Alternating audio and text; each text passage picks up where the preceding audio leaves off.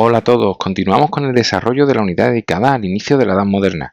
En este nuestro tercer vídeo ya vamos a hablar sobre el humanismo y sobre la reforma. Comenzamos.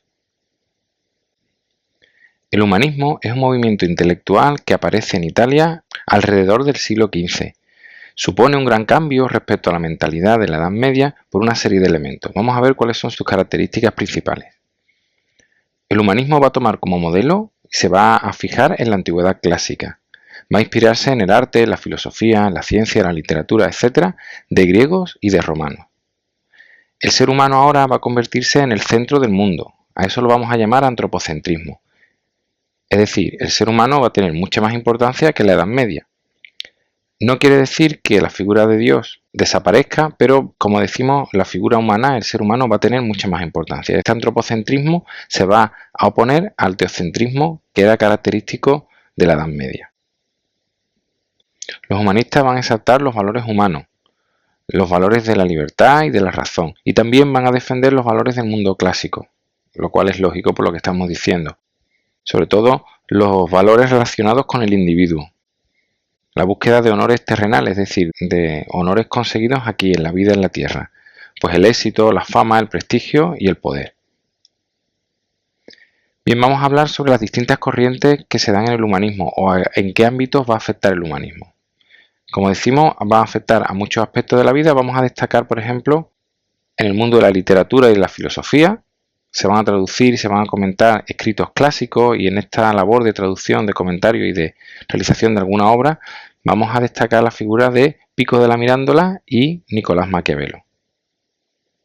Por otro lado, también en el mundo de la religión, se va a intentar conjugar o hacer casar la admiración por los pensadores clásicos, los pensadores antiguos, con el mensaje que aparece en los evangelios, en la Biblia, la palabra de Dios. Intentar que esos dos elementos puedan ir de la mano y intentar que no se contradigan. Y ahí van a destacar la figura de Erasmo de Rotterdam y Tomás Moro. Finalmente habría que hablar en el ámbito científico, que se va a intentar ahora explicar los fenómenos de la naturaleza, pero no desde la fe, sino utilizando la razón, la observación y la experimentación. Y ahí va a destacar sobre todo la figura de Nicolás Copérnico, que es el que va a plantear la teoría heliocéntrica, que es aquella que dice que la Tierra gira alrededor del Sol. Es decir, el Sol va a ser el centro del universo. Hasta aquellos momentos se tenía la teoría geocéntrica, que decía que la Tierra era la que estaba en el centro del universo y que todos los planetas y todas las estrellas giraban a su alrededor. Bien, vamos a ver cómo se difunden, cómo se expanden estas ideas.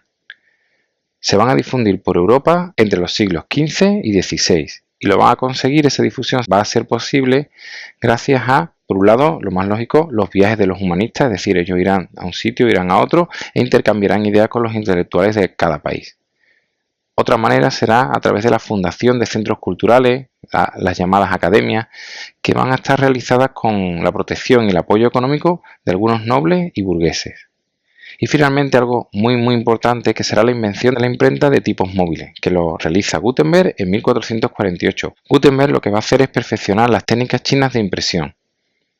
Y a partir de él, de Gutenberg, y con esta nueva imprenta, los libros van a dejar de copiarse a mano. Por lo tanto, habrá más libros y lógicamente los libros serán más baratos. Y con eso se va a conseguir que el conocimiento se extienda, por un lado geográficamente, es decir, a más lugares, y por otro a distintos sectores de la población, a sectores más amplios. Más personas tendrán acceso a los libros.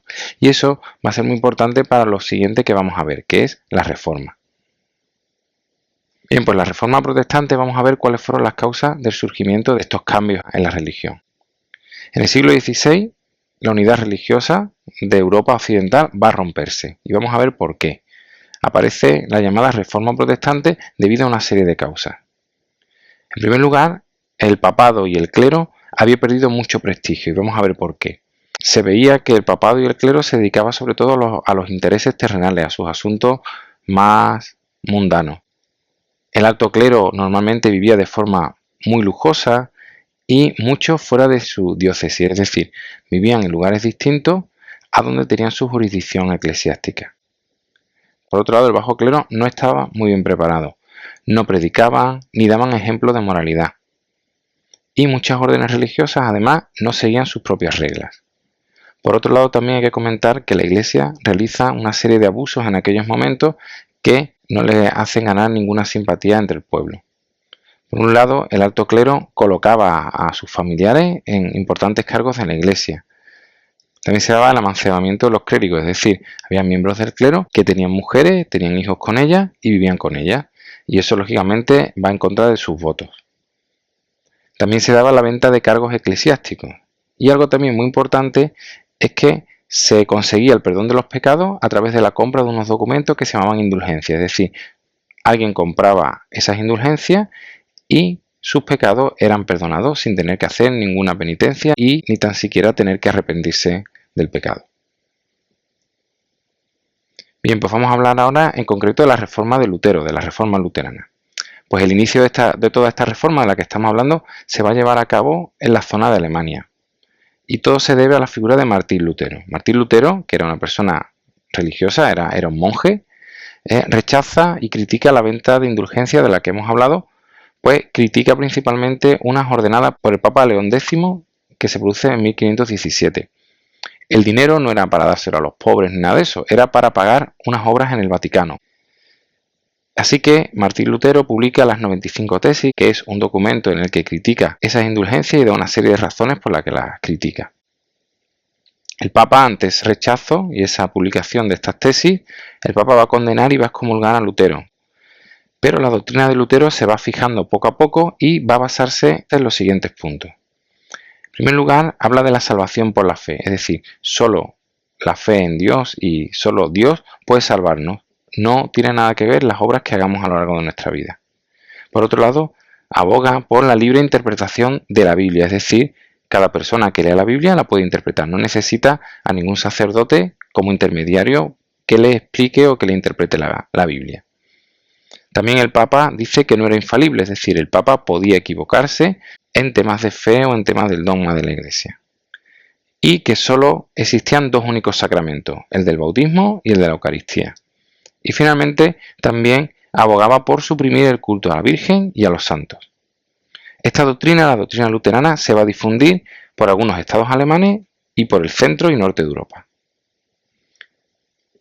Posteriormente se va a dar también la reforma calvinista y la reforma anglicana. La doctrina calvinista fue predicada por Juan Calvino, de ahí su nombre, a partir de 1536 en Suiza, en Ginebra. Su idea principal era la siguiente, que las personas estaban predestinadas desde su nacimiento a salvarse o a condenarse, y que hicieran lo que hicieran, nadie iba a cambiar eso. Una señal de que alguien estaba predestinado a salvarse era que siguiera la doctrina de Calvino. Esta doctrina tuvo gran éxito entre la burguesía, sobre todo en los Países Bajos, de Suiza, de Escocia y de Francia. La doctrina anglicana surge, lógicamente, en Inglaterra, y se debe a que Enrique VIII rechaza la obediencia al Papa y se proclama él mismo cabeza de la Iglesia de Inglaterra. ¿Por qué hace eso Enrique VIII? Pues porque el Papa no le concede el divorcio de su esposa, Catalina de Aragón. Catalina de Aragón era tía de Carlos I de España y V de Alemania, el emperador Carlos, y el Papa, por algunos problemas que ya había tenido con el emperador, no quería contrariarle, así que no le concedió el divorcio a Enrique VIII. Así que, como decimos, pues Enrique VIII se separa de la Iglesia y aunque en principio su doctrina, la doctrina anglicana, era muy similar a la católica, poco a poco se va a ir diferenciando.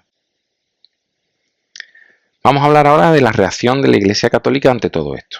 Para frenar esta reforma, la Iglesia católica va a emprender su propia reforma, la que llamamos contrarreforma. Sus principales instrumentos fueron, en primer lugar, el Concilio de Trento, que va desde 1545 a 1563, y aquello fue una reunión de altos cargos de la Iglesia, como decimos, para decidir qué hacer ante la situación planteada por la reforma. Bien, pues la Iglesia no va a intentar llegar a ningún acuerdo con los protestantes, sino que se va a reafirmar aún más en sus posiciones.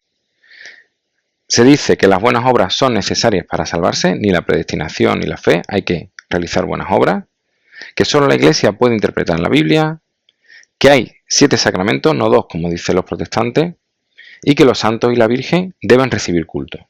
Y el Papa es infalible, es decir, el Papa no se equivoca en asuntos de fe ni en asuntos de la doctrina católica.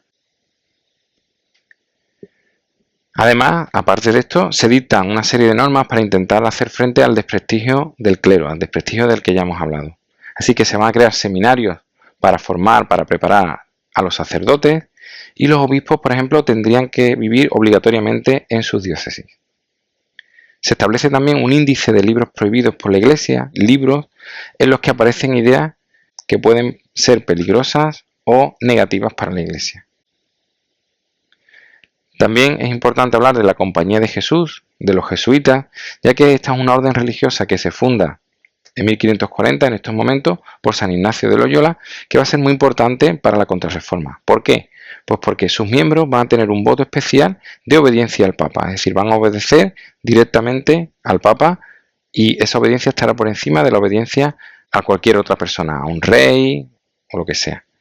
Eso le va a generar problemas a la larga, pero eso será otra historia que deberá ser contada en otra ocasión, como decía Michael Ende. Y por otro lado, la Compañía de Jesús es muy importante porque va a tener una gran formación teológica y se va a dedicar a predicar y a la educación. Bien, pues hasta aquí este tercer vídeo dedicado, como hemos visto, al humanismo y a la reforma. Espero que os haya parecido útil y gracias por verlo.